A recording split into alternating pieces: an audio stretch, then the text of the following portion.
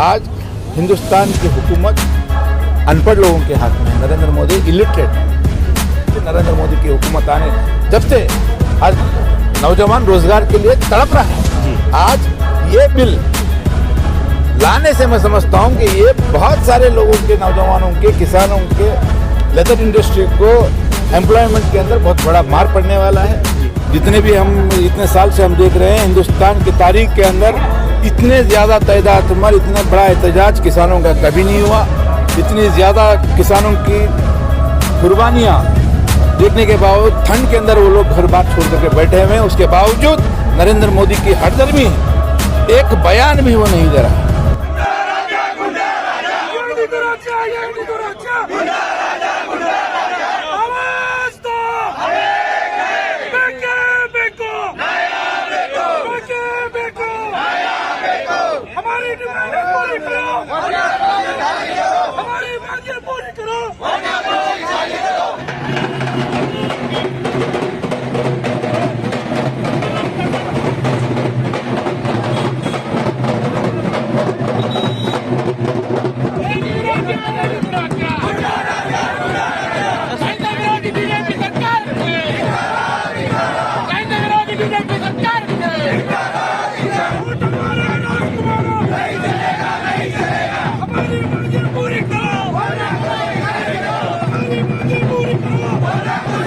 कोविड-19 का वैक्सीन आया है, मैं साइंटिस्ट को मुबारकबाद पेश करता हूं। और आज उसके साथ ही साथ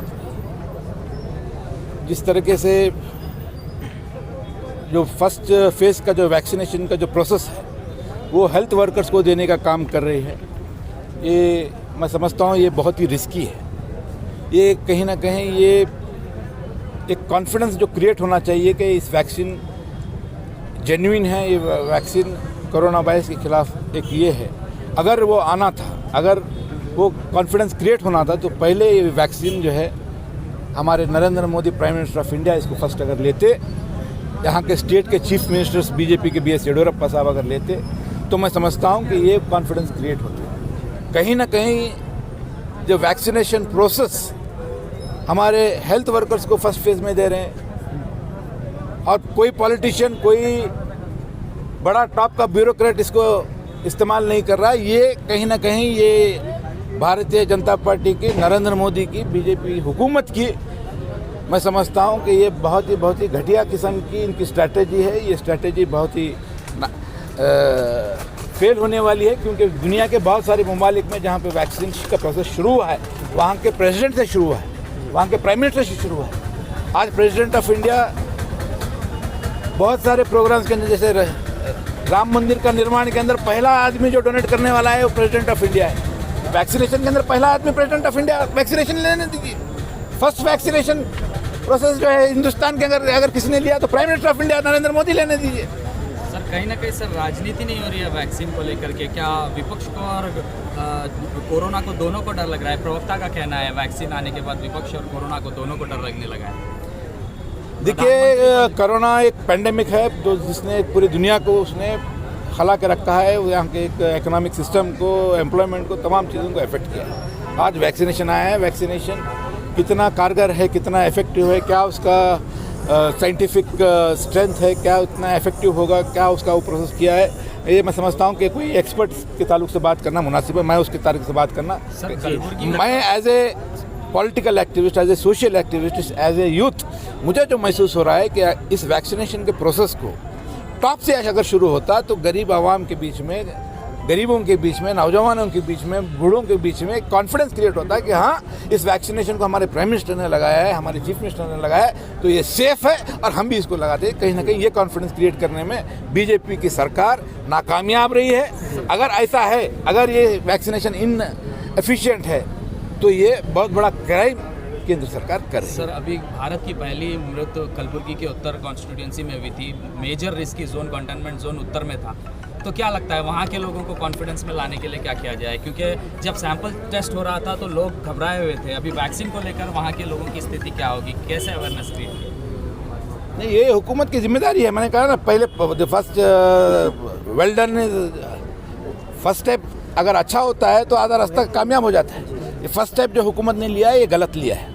फर्स्ट स्टेप इसको जो इनिशिएटिव होने लेना चाहिए था, इसका स्टार्ट जो होना चाहिए था वो प्रेसिडेंट ऑफ इंडिया से, ऑनरेबल प्रेसिडेंट ऑफ इंडिया से, chief prime minister of the country से, चीफ मिनिस्टर से, गवर्नर से, इसे अगर चालू होता तो कॉन्फिडेंस बिल्डअप होता। आज मैं समझता हूँ कि अगर ये चैलेंज हिंदुस्तान के, ना सिर्फ नॉर्थ की बात नहीं, पूरे हिंदुस्तान के तमाम ये सो कॉल्ड इंटेलेक्चुअल्स और जो ये है, इनमें एक डाउट क्रिएट होगा। नासिर साहब, कहीं ना कहीं बीजेपी गवर्नमेंट अपनी मनमर्जी करते आ रही है, जैसे कि कॉ स्लॉटर बिल हो गया, लव जिहाद का बिल हो गया, ये कहीं ना कहीं एक अपनी जिम्मेदारी से अपनी जिम्मेदारी चला रहे हैं। क्या कहना चाहेंगे इस बारे में? भारतीय जनता पार्टी एक ऐसी सियासी जमात है जो इस जमहूरी निज़ाम के अंदर यकीन नहीं रखती, जो डेमोक्रेसी के ऊपर वो यकीन नहीं रखती, जो कॉन्स्टिट्यूशन ऑफ इंडिया का गौरव नहीं करती, जो कॉन्स्टिट्यूशन ऑफ इंडिया के ऊपर वो उनका पूरा एतमाद नहीं है। वो इस सिस्टम के अंदर उन्होंने एक अपना ही एक रास्ता चुनते हैं जो उनको महसूस होता है कि वो सही है, वो करते हैं। आज बहुत सारे ऐसे इश्यूज हैं, जैसे कि आपने हमारे किसानों का जो बिल है, आज हिंदुस्तान के अंदर ऐसी तारीख का एहतजाज कहीं नहीं हुआ जी। उसके बावजूद आज नरेंद्र मोदी बाहर आकर के उसको विड्रॉ करने के लिए तैयार नहीं। कहीं ना कहीं ये अपने आप को सबसे सुप्रीम समझते हैं, अपने आप को सबसे दानिशमंद समझते हैं। ये कमज़ोरी की, खायली की, नाहेली की जी ये अलामत है जी। जो आदमी कम पढ़ा लिखा होता है, अगर उसको इंटेलेक्चुअल के बारे में दानिशमंदाना सवाल पूछेंगे तो वो अपने आप को बड़ा हेकड़ सा सवाल देता है और अपने आप को पीछे नहीं हटता। ये मिजाज इंसानी मिजाज होता है। आज हिंदुस्तान की हुकूमत अनपढ़ लोगों के हाथ में है। नरेंद्र मोदी इलिटरेट है। वो एक कदम लेने के बाद पीछे हटना, ये जमहूरी निज़ाम है जी। क्योंकि जमहूरियत हिंदुस्तान की पहचान ये है कि हिंदुस्तान की जो सरकार है ये आवाम चुनती है और ये आवाम के लिए है। कहीं ना कहीं इस आइडियोलॉजी के ऊपर यकीन बीजेपी नहीं रखती, कॉन्स्टिट्यूशनल प्रिंसिपल्स पे नहीं रखती। आपने cattle anti cattle slaughter bill का जो आपने जिक्र किया, ये बीजेपी का मैं समझता हूँ कि इनका जो स्ट्रैटेजी का एक छोटा सा हिस्सा है।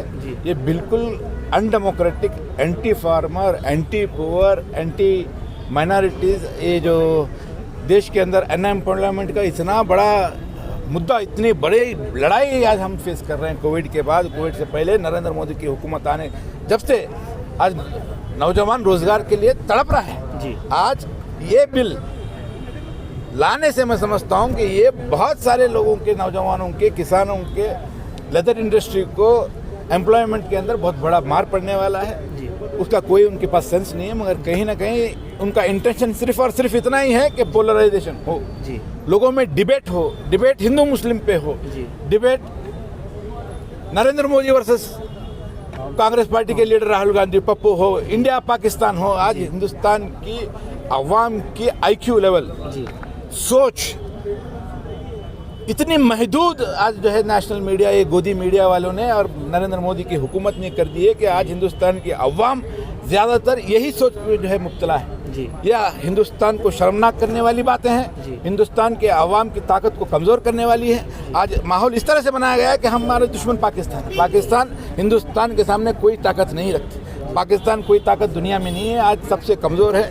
मगर अफसोस ये है कि आज हम अमेरिका के साथ कम्पीट करने वाले इस मुल्क के नौजवानों की जो ताकत है, उस ताकत को कमज़ोर करके जो है एक छोटे से मुल्क पाकिस्तान, अफगानिस्तान के खिलाफ जो है हमारा जहन बनाने की कोशिश कर रही है। ये मुल्क 21वीं सदी को ये जाने के लिए, मुल्क की तरक्की के लिए, हिंदुस्तान की आज़ादी के लिए जिन फ्रीडम फाइटर्स ने लड़ाई लड़ी थी, ये सोच हिंदुस्तान की नहीं थी। हिंदुस्तान के पास वो ताकत है कि आज हिंदुस्तान दुनिया की सबसे बड़ी ताकतों में एक बन जाए।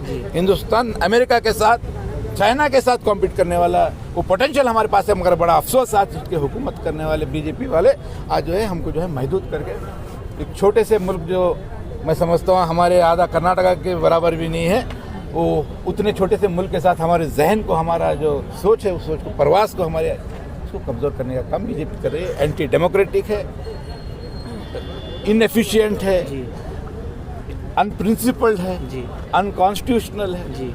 बीजेपी आज हिंदुस्तान में आई है, ये हिंदुस्तान के लिए ये बहुत बड़ा काला धब्बा है। जिस तरह से डोनाल्ड ट्रंप को अमेरिका ने मार भगाया था, आगे आने वाले दिनों में सेकुलर पॉलिटिकल पार्टीज का स्ट्रैटेजी के अंदर जनता दल सेकुलर के हमारे देवेगौड़ा साहब की लीडरशिप में नरेंद्र मोदी को भी इंशाल्लाह हम तमाम लोग मिलकर के उसको हराने का काम करेंगे। Thank you. सर आज कांग्रेस का संपर्क समावेश चल रहा है तो अचानक जेडीएस का प्रोटेस्ट करने का क्या वजह है? जनता कांग्रेस पार्टी का क्या चल रहा है क्या नहीं चल रहा है उसको देखने का काम जनता दल सेक्युलर का नहीं है। जनता दल सेक्युलर का ये प्रोग्राम तय हुआ था, इसको पहले मीडिया में दी गई थी और आज उसी तरीके से आज जो है एहतजाज हुआ है।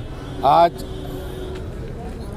जनता दल सेक्युलर के तमाम ज़िले के जिम्मेदार, कायदीन, महिला घटक के जिम्मेदार, यूथ के हमारे अध्यक्ष अलीम इनामदार और तमाम उनकी टीम, तमाम लोग पूरे डिस्ट्रिक्ट मिल करके आज हिंदुस्तान के अंदर जो भारतीय जनता पार्टी की नीति है और जिस तरीके से मुसलसिल पेट्रोल, डीजल और गैस के दाम बढ़ते जा रहे हैं, हालांकि इंटरनेशनल मार्केट में क्रूड ऑयल का जो दाम है वो $50 हुआ है, फिर भी यहाँ पर दाम कम नहीं हो रहा है बल्कि बढ़ रहा है।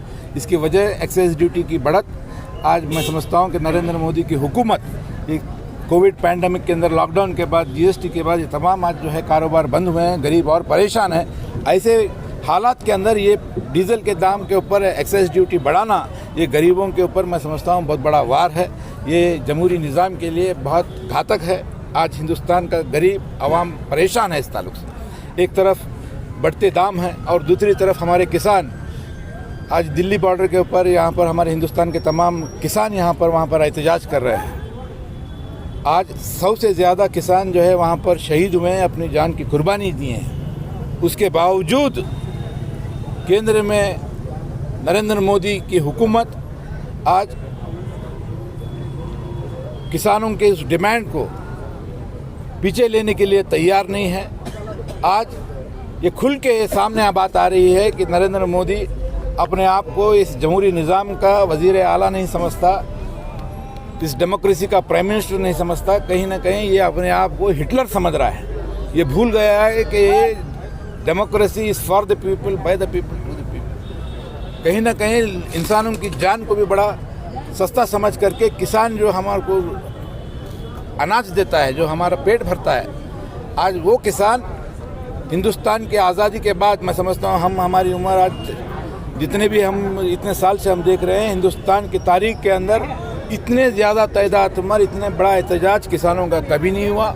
इतनी ज़्यादा किसानों की कुर्बानियाँ देखने के बावजूद ठंड के अंदर वो लोग घर बार छोड़ करके बैठे हुए हैं। उसके बावजूद नरेंद्र मोदी की हठधर्मी है, एक बयान भी वो नहीं दे रहा है। एक बयान कि किसान की जान जा रही है, किसान शहीद हो रहे हैं, इस मिजाज को, इस सोच को ख़त्म करने के लिए जनता दल सेक्युलर आज एक मैसेज यहाँ पर दे रहा है कि हम बीजेपी सरकार के खिलाफ है, हम हिंदुस्तान के किसान के साथ हैं और बीजेपी सरकार के ये जो अपने तानाशाही जो सोच है उस सोच के खिलाफ जनता दल सेक्युलर में हम एहतजाज करते रहेंगे। हमको पता है आज इस जमहूरी निज़ाम के अंदर एहतजाज की कोई अहमियत नहीं है, मगर आवाम इसको देखेगी और आगे आने वाले दिनों के अंदर भारतीय जनता पार्टी को, नरेंद्र मोदी को और बीजेपी की हुकूमत को जड़ से उखाड़ के फेंकने का काम जो है आवाम करेगी, ये पूरा यकीन